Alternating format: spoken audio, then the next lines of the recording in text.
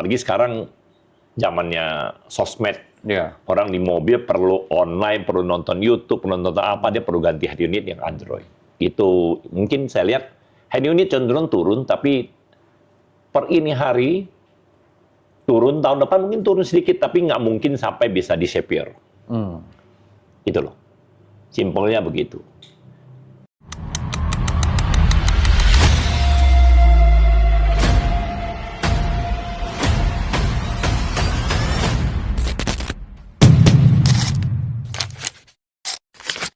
Selamat siang, sahabat Onkyo. Hari ini kembali lagi bersama saya, Jen Liu. Saya akan mengundang seorang komisaris keramat motor, ya kan, yang mestinya waktu itu kita sudah take, cuman karena jelek, kemudian saya hapus itu rekamannya.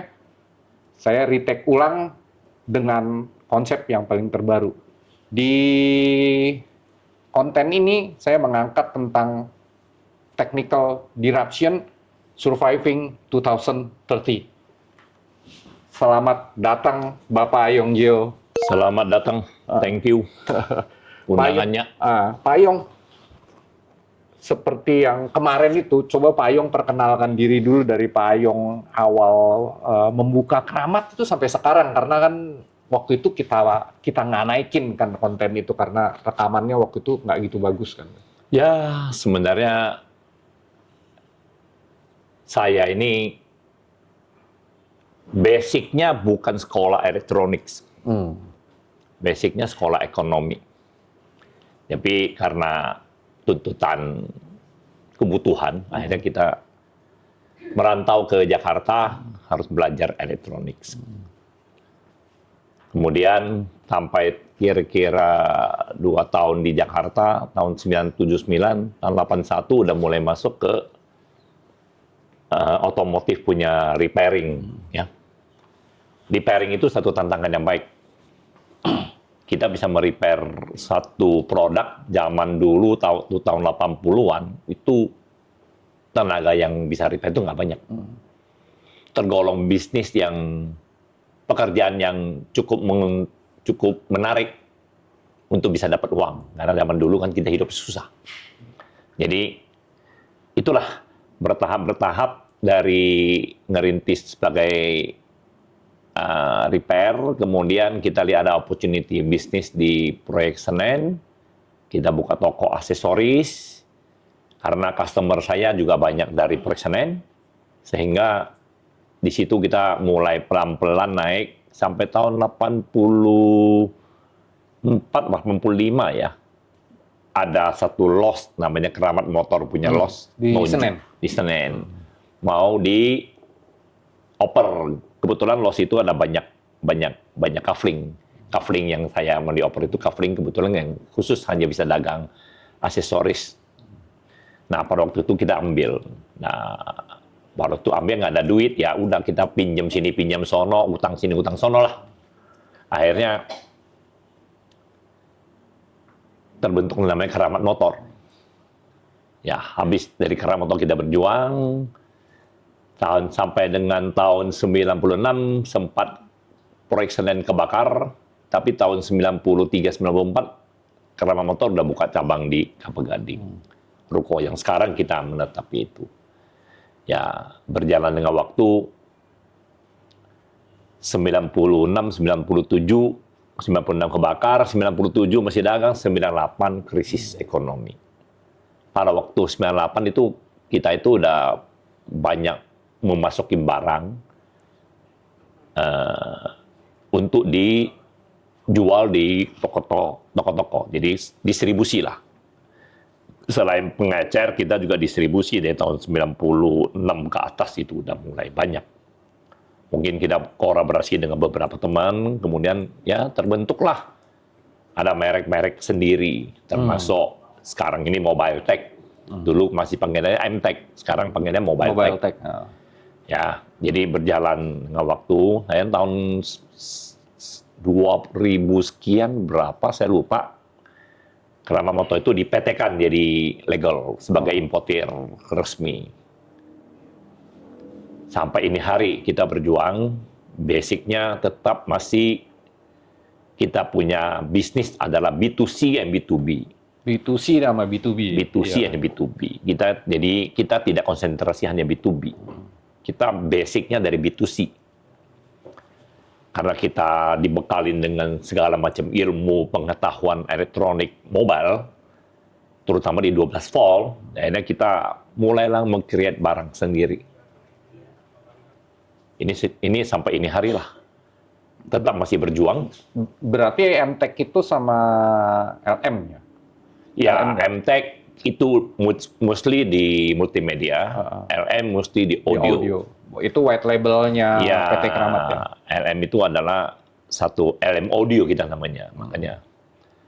Jadi ada 2 brand yang kita create untuk supaya bisa memenuhi pasar di Indonesia, terutama di B2C-nya. Nah, mulai sekarang, sampai sekarang ini, promosi ini tetap berjalan terus, mungkin dengan generasi berikut saya. Itulah, kalau bicara Sejarah secara singkat, biografinya. kayak gitu. Oke. Pak Ayong sudah menjelaskan, kita masuk ke materi ya Pak. Kemarin, saya mendapat data dari Gaikindo bahwa penjualan mobil itu turun hampir 20%. 25% malah. Ya kan, dari target itu 1 juta, ya kan, tapi hanya dapat dicapai itu 700.000 sekian lah dia punya itu. Nah, dengan masifnya perusahaan-perusahaan China yang berjualan EV, itu seakan-akan menutup pasar dari aftermarket, pemain-pemain aftermarket dengan dashboard single integration. ADAS-nya ada di sana, sistemnya ada di sana semua. Jadi otomatis head unit itu seakan-akan dimatikan pelan-pelan sama perusahaan-perusahaan China, atau mereka tuh lebih baik dia orang yang develop gitu loh, supaya nggak terjadi yang macam-macam. Nah, menurut Ko Ayong, ya kan, apa nih yang harus dilakukan dengan perusahaan-perusahaan yang, apalagi kalau Keramat itu merupakan top leader dari pemain head unit, ya kan, di sini. Sebenarnya begini, penjualan mobil di Indonesia ini bisa mencapai 1 juta itu dari mungkin di sebelum krisis. Setelah krisis itu tidak akan tembus 1 juta. Akhirnya tahun lalu mungkin sekitar 700-an ribu ya. Ya, tahun ini mungkin kalau melihat prediksi daripada Gaikindo agak membaik sedikit, tapi tetap tidak akan tembus angka 1 juta. Nah, kita bicara komparasi antara EV sama non-EV, berapa persen sih EV saat ini? Belum saya baca sih datanya. Lebih kurang, kalau tahun lalu itu cuma 2,5% sampai 3%. Perubahannya? Enggak. Pertumbuhannya. Penjualan. Kalau kita bicara compare ada fosil, termasuk hybrid dengan EV. Tahun ini mungkin saya pikir nggak mungkin tembus 10% juga. Karena 760.000 unit itu kita bagi dengan commercial car. Kita passenger car. Commercial car itu majority itu non-EV. Kecuali bus, ya. Jadi kalau bicara EV, saya lihat, saya juga traveling kemana-mana, yang jadi topik ramenya EV itu adanya di Jabodetabek.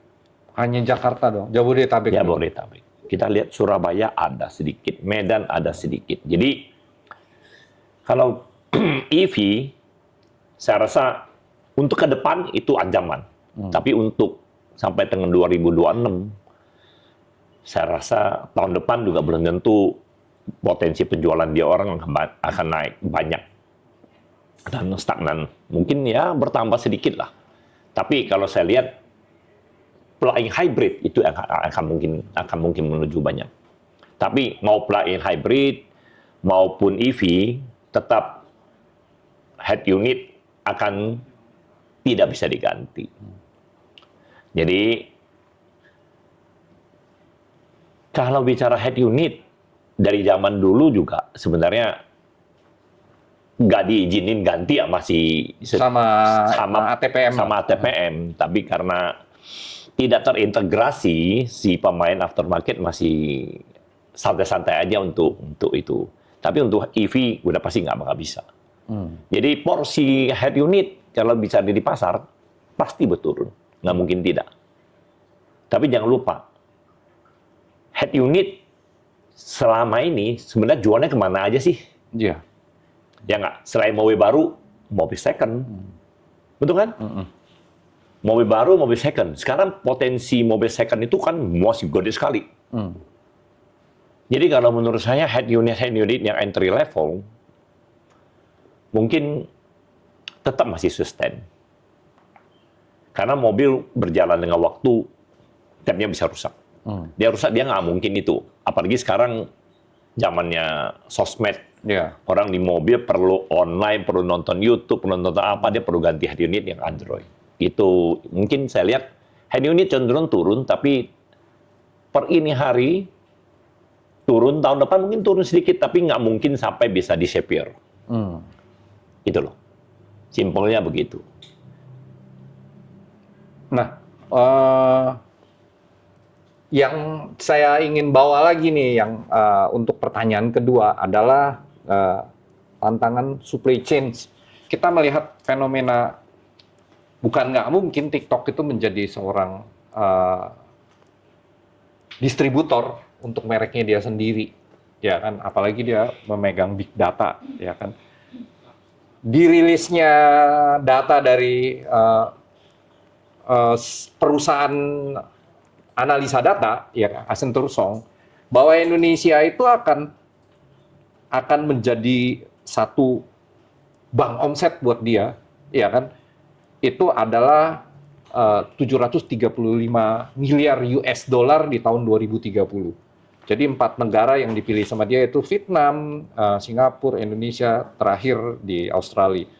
Vietnam itu dia akan tarik barangnya itu masuk ke Vietnam mungkin sebagai warehouse, ya kan? Dari sana kemudian perusahaannya itu di Singapura sebagai, ini opini saya ya Pak Yang.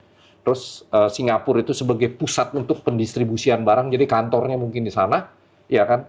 Indonesia ini dia untuk melakukan masif penjualan di Indonesia, untuk high marginnya ini masuk ke Australia. Ya, nah menurut Pak Yong, ya kan, sebagai distributor kemudian juga sebagai manufacturing, apa yang harus dilakukan? Apa kita harus kolaps dengan perusahaan-perusahaan di China itu, masuk yuk, invest yuk, gue punya barang di sini, gue punya pabrik di sini loh, ya kan gitu loh. Karena kita akan semakin dipersulit dengan regulasi pemerintah, ya kan. Kalau masuknya secara impor kan gitu. Ya, kalau menurut saya sih, kalau jumlah big data yang you dapat sekian besar, tadi berapa? 735 miliar US dollar. Kurang itu lebih kan 5.000 triliun. Itu kan tidak menjabarkan semuanya di otomotif secara total. Secara total. Di otomotifnya sendiri punya keunikan sendiri, Pak. Otomotif itu nggak bisa dibeli lewat online. Sebagian besarnya barang elektronik mobil yang mereka beli, termasuk aksesoris, itu perlu namanya jasa pemasangan. Jadi TikTok bisa melakukan sales yang gede-gedean yang tadi dibilang, itu kalau untuk otomotif ngefeknya nggak terlalu banyak. Terbukti dengan tahun 2025, banyak orang beli barang lewat Alibaba, lewat mana.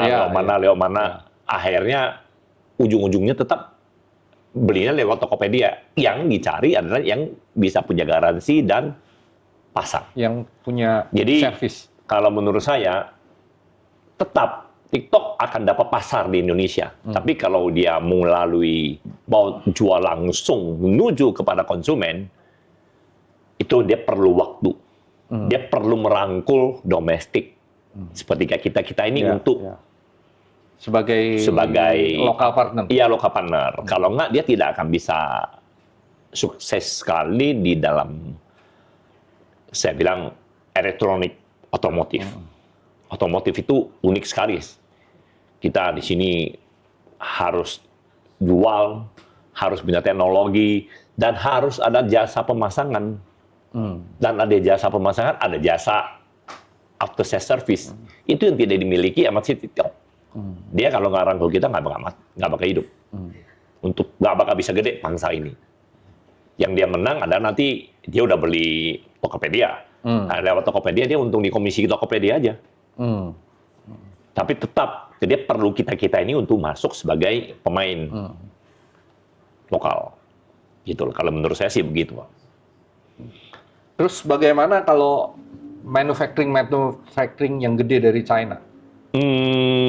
Pak Ayong ada lihat mereka ini mulai masuk nggak ke Indonesia untuk mendirikan factory di sini? Kalau menurut saya, negara kita itu bukan negara industri.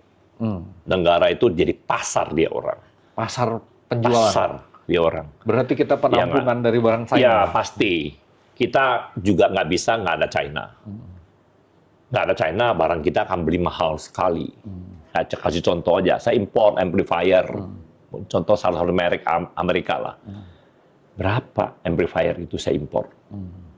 Minimum sampai Jakarta harus jual 5 juta. Dengan barang yang sejenis yang mungkin mereknya dia di lokal brand, harganya paling 20% daripada nilai itu. Sehingga kalau menurut saya di Cina tetap sebagai negara industri, pasarnya ada di Indonesia. Tinggal bagaimana pemerintah menjadi jembatan, membuat regulasi supaya oke, you boleh masuk, tapi you harus rangkul orang domestik. Kalau lu nggak ada, ya sorry aja. Sekarang kayaknya udah mulai diketatin kan, kayak contoh diberlakukan SNI, diberlakukan sertifikasi, dilakukan lagi mungkin ada beberapa HS dianggap lartas untuk memproteksi supaya industri dalam negeri itu tidak mati. Ya, tapi ini saya pikir dia mau maju masuk ke Indonesia dengan serang pasar kita. Ya, yang harus jadi perhatian adalah pembuat regulator itu, pembuat regulasi itu. Jadi regulator itu harus aware. Jangan hanya pasar diambil, semua diambil, nanti jaringannya juga diambil, ya negara kita jadi agak sedikit dibodohin gitu loh. Kalau menurut saya sih pemerintah Prabowo nggak sebodoh itulah. Ya, nggak sebodoh itu. Oke. Pak Ayong juga sebagai ketua Gatomi kan, gabungan apa itu singkatan? Gabungan Aftermarket Otomotif Indonesia. Ya, nah Gatomi ini melihat itu bagaimana juga? Gatomi punya anggota itu majority itu adalah pemegang merek sama ada beberapa manufacturing kayak si AOP, dia orang udah bikin di domestik cukup baik, dia orang punya omset saja AOP sampai sekali masih naik. Kalau menurut saya yang bakalan nanti terancam untuk supply itu adalah mungkin yang biasanya mensuplai ke PDI, ke OEM. Itu mungkin akan jadi terancam. Karena mobil yang udah dia orang rakit, kan yang tadi ngomong udah integrated jadi satu. Ya, udah integrated jadi dia satu. Kalau integrated jadi satu, dia tidak perlu lagi supplier lu masuk. Jadi pemain OEM itu mungkin masanya lebih pendek daripada pemain aftermarket. Kalau menurut saya ya. Kayak teman-teman kita di Filipina juga udah ngerasakan, waduh, ini kalau begini terus 3 tahun lagi gua mau jadi apa nih? Gua harus roba-roba bisnis sedikit gitu. Ya mungkin dari OEM dia udah roba-roba ke ya otomotif itu kan masih banyak sebenarnya. Selain electronics, non electronics masih banyak kayak body kit, kayak lampu, kayak mungkin PPF, kaca film itu kan rutin bisa diganti.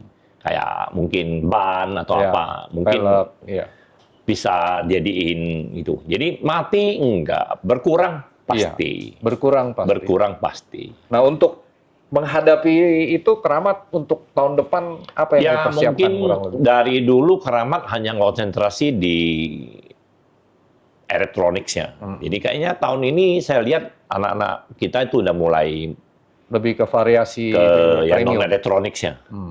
Kayak contoh ada PPF yang kita jadi agen. Kemudian ada beberapa aksesoris yang spesifik yang mungkin tidak dimiliki oleh ATPM. Kayak contoh dashcam itu adalah satu produk yang kebutuhan nanti akan jadi kebutuhan pokok sebagai semua orang yang punya mobil. Karena kenapa negara kita itu kurang aman lah. ya Ada beberapa ditabrak titik mungkin ya. bilang dia yang tabrak bilang dia benar, kita diperes gitu. Ini kejadian kira-kira 10 tahun lalu Cina lah. Ada orang sengaja tabrak ke diri, terus diminta ganti duit 5 juta. Kalau nggak marah-marah, ribut gitu. Jadi kalau ada bukti begini ini enggak. Dan itu equipment yang tadi saya bilang di VR itu, dashcam itu kalau jadi OEM-nya mobil, itu mungkin jadi masih harus ada question mark gede-gede. Karena OEM itu paling takut di yang Kelistrikan. ATPM itu. No, ATPM itu paling takut orang tuh ngesu dia. Oh. Paling takut ya. Masalah recording ya. Jadi Mereka recording record. itu sifatnya private. Sifatnya private. Saya kalau beli mobil, udah ada recording, saya bisa nggak beli. Saya beli mobil, umpamanya saya mau kasih saya pakai, saya mau pakai, tapi saya nggak mau kasih orang tahu, saya mau private. Tapi kan nanti ada teman saya tahu dong, dia bisa playback dong, atau apa segala. Ya jadi kalau menurut saya dashcam itu, jadi OEM mungkin mikir panjang. Jadi pangsanya masih gede. Jadi dashcam dilihat daripada tahun 2025, kita tahun ini ngalami lonjakan sangat cepat penjualannya. Jadi dashcam salah satu terobosan untuk menggantikan head unit. Mungkin marginnya nggak sebagus head unit, tapi jumlahnya akan banyak. Jadi macam-macam lah. Kalau kita bilang pergerakan keramat foto bagaimana? Ya ikutin pasar aja. Kebutuhannya apa? Kemudian sebagai pemain di otomotif, itu yang harus saya selalu titip beratkan ke orang. Kita itu tidak boleh terlalu kepala batu. Saya dagang ini aja. Mau mati juga ini aja. Ya, ini kan lu kan bukan mencari istri sampai tua. Lu kan dagang. Dagang itu yang paling harus dilihat itu adalah perkembangan pasar. Ya, beberapa kali saya sih ngomong sama orang kita keramat motor ya. Oke, setiap hari pameran mobil, itu sebenarnya lu ikut nggak ikut, lu harus pergi lihat. Saya aja masih pergi ke luar negeri, ngelihat pameran mobil, saya pergi lihat mobil, kayak gimana. Tapi pemain kayak kita-kita ini, kadang-kadang, kalau sibuk, jadi nggak tahu. Begitu kita tanya, ini BYD keluar mobil apa lagi? Gua nggak tahu nih. Padahal, ini kan kesempatan contoh kayak kita keluar Atos 1. Atos 1 lihat, ada opportunity apa yang bisa kita dagang nih. Di track nggak ada. Gimana? Kita langsung panggil orang marketing. Oke, mau datang dari track, udah promosi ya. Karena ini momen nih. Dia jualnya udah 10.000. 10% dari lo aja. Berapa omset lo dapat? 1.000. Betul kan? Ya. Itu sama dia mungkin 360. Nggak ada. Apa yang nggak ada yang bisa kita add on, kita add on. It's okay aja. Jadi, kalau saya rasa variasi mobil ataupun elektronik mobil yang saat ini kita jalanin, itu sebenarnya masih banyak potensi-potensi yang belum digali oleh pemain-pemain yang termasuk anggota Gatomi, ya. Atau kebetulan pemain merek. Tapi saya ini kan yang punya merek. Saya dari bikin barang, masukin barang, bikin barang, kirim barang, sampai jual barang. Jadi kita lihatnya harus lebih luas. Supaya pasar ini butuhnya apa sih? Apa sih yang masih punya opportunity, itu harus dikerjain, nggak bisa diem. Itu yang saya selalu ngomongin kepada teman-teman. Kayak contoh ada orang yang datang cari saya, OEM udah mulai memati, gimana caranya? Ya lu jangan bikin elektronik aja, lu udah tahu head unit udah di-equip, lu masih tetap aja modal head unit. Wireless charger udah di-equip, lu masih konsentrasi wireless charger, ya itu cari mati namanya. Yeah. Kenapa lu nggak bikin part aja? Oke, mobil itu apa aja sih? Kalau gua pemain OEM, ke contoh, power back door, belum ada. Saya bikin power backdoor di Indonesia, saya jual. Jadi dari elektronik ke suku cadang itu harus dipikirkan. Nah, mungkin udah banyak yang ngelirik juga sih. Mungkin kalau mereka mau tanya, kita jawab. Kita kan nggak mungkin pergi ajarin dia gitu. Oh iya. Ya, Berarti gitu aja. potensi peluang yang ke depannya itu masih banyak. Ya, jadi simpelnya adalah shifting dari bisnis Ya. elektronik ke non-elektronik itu harus dipikirkan.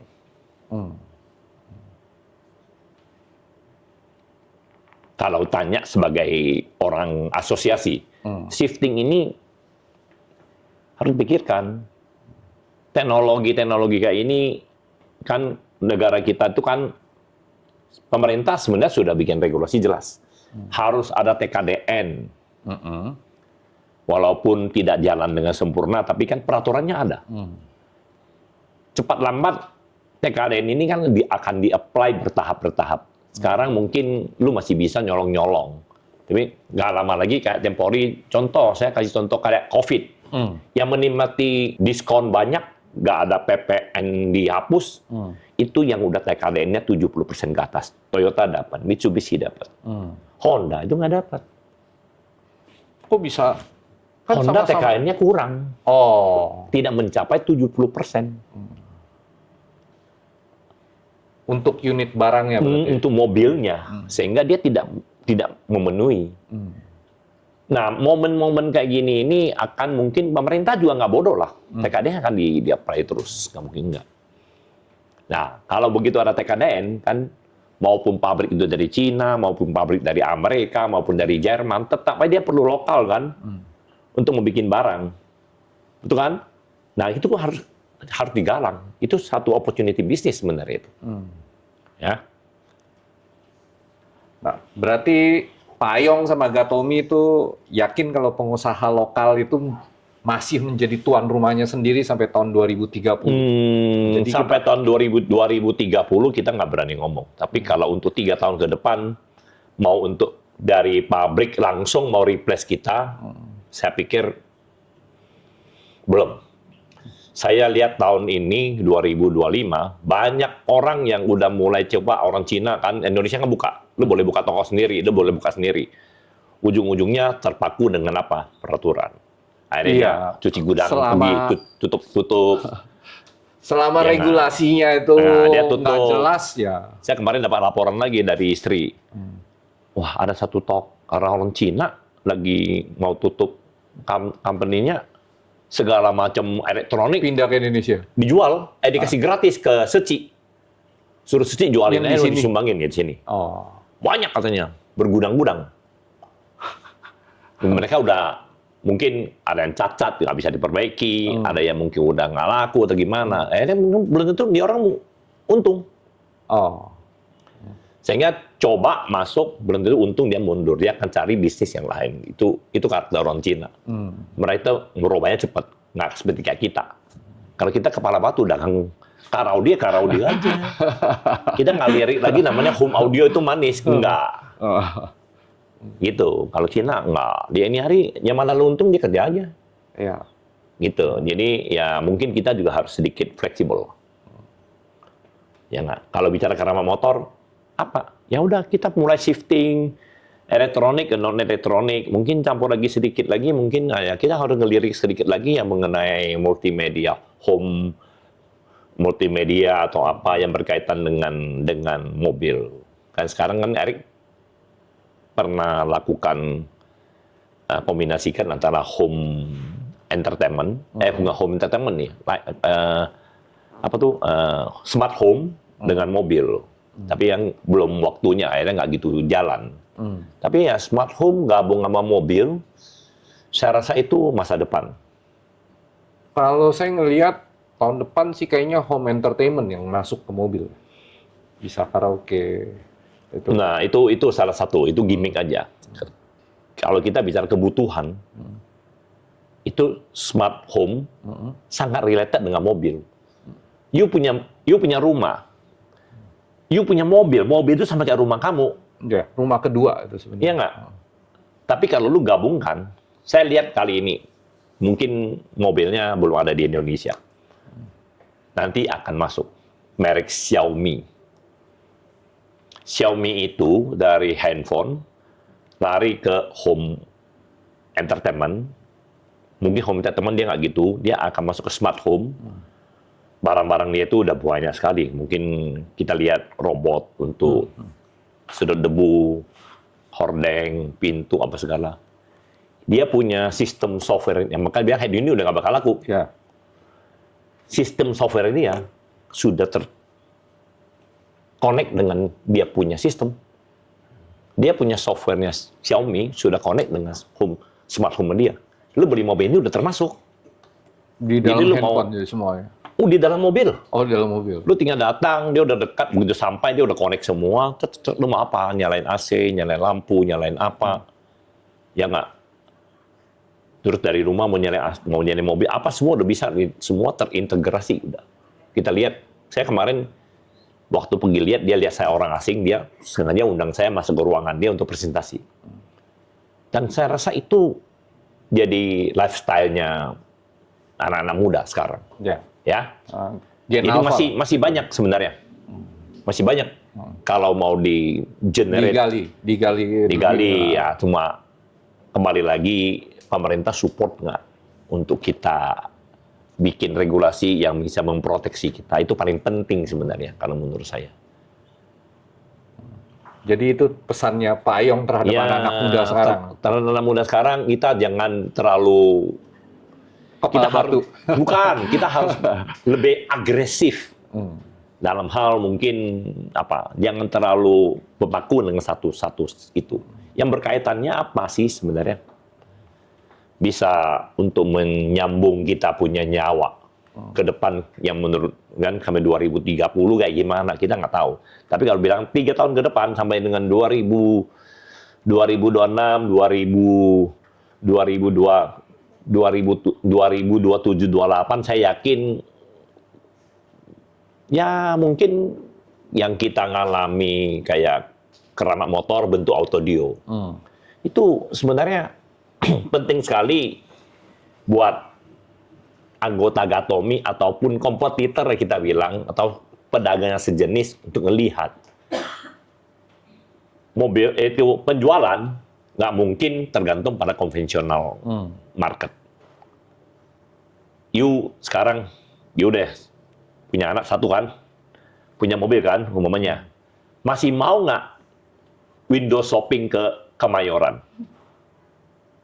Satu, waktu nggak ada. Kedua, tempatnya nggak nyaman. Betul kan? Yang masih ke window shopping ke Kemayoran itu adalah dia udah orang tua, dia udah punya langganan. Kayak contoh, saya nggak mau kopoi nih, dia pergi cari kopoi. Jadi market itu akan flat dan turun. Tapi kalau udah masuk ke digital marketing, tadinya flat, mungkin jadi boosting naik. Jadi inilah yang mungkin disrupsi. Ya kita nggak boleh ego lah. Kita juga nggak mungkin sebaik hati untuk ajarin orang kan. Tapi kan orang bisa ngelihat. Kalau saya lihat, kalau pemain-pemain itu bisa ngelihat sebenarnya perkembangannya kayak gitu. Ya nggak, retail kita yang tadinya konvensional 2 tahun terakhir diganti ke digital marketing, kita naik double. Kita naik double, kita punya omset. Dari konvensional ke digital. Kita punya omset hampir double, almost double, tapi itu masih belum termasuk ini yang bicara yang B2C, C yang langsung datang. C yang tidak datang, campurin udah lebih dari double kali. Jadi marketnya keramat motor yang tadinya B2B mungkin capai 70%, C-nya mungkin cuma 15, tahun 2025 saya ngelihat mungkin udah mencapai 25. C-nya udah 25. Ya nggak? Kalau B2B-nya kita mungkin ketolong, keramat motor masih ketolong dengan beberapa partner dari ATPM, partner dari showroom mobil ya, proyek-proyek lah. Tapi kalau yang toko-toko, kita sudah hampir drop 50%. Jadi bagaimana ngerangkul toko itu yang tadinya konvensional kepala batu dirobain sedikit jadiin partner kita supaya menjual ini. Jadi itu poin kita. Saya titip pesan kepada tim marketingnya Kramat Motor. Tahun depan memang ada. Itu membantu mereka supaya barang kita juga ikut jual lebih banyak, kemudian membantu bahwa mereka di iklim di Indonesia itu kayak gini, dia orang harus ikut gitu loh. Oke. Ya, poin penting itu. Ya, tahun 2026 mudah-mudahan nanti tim-tim yang ada itu bisa growing up bersama dengan digital. Ya, sampai 2030 harusnya kita masih bisa jadi tuan rumah sendiri. Bisa jadi tuan rumah sendiri. Selama regulasinya itu benar. Iya, kecuali pemerintah kita itu udah mulai ngaco lah. Ya nggak? Orang udah bicara, orang kemana-mana masih ada orang memasalahkan masa lalu, ijazah yang nggak jelas. Itu nggak usah itu lah, kita pikirin panjang aja. Buku lama harus tutup, buku baru buka. Bukannya kalau kurang cepat, buka lebih cepat lagi dong. Itu aja kan? Oke. Ya. Terima kasih Pak Yong atas waktunya. Ya kan, sahabat Onkyo, ini adalah akhir dari episode kali ini. Ya kan, saya Jen Liu dan Pak Yong Jeo mengucapkan thank you semua. Thank you. Tahun 2025. Mudah-mudahan paparan kita itu berguna. See you. See you. Thank you.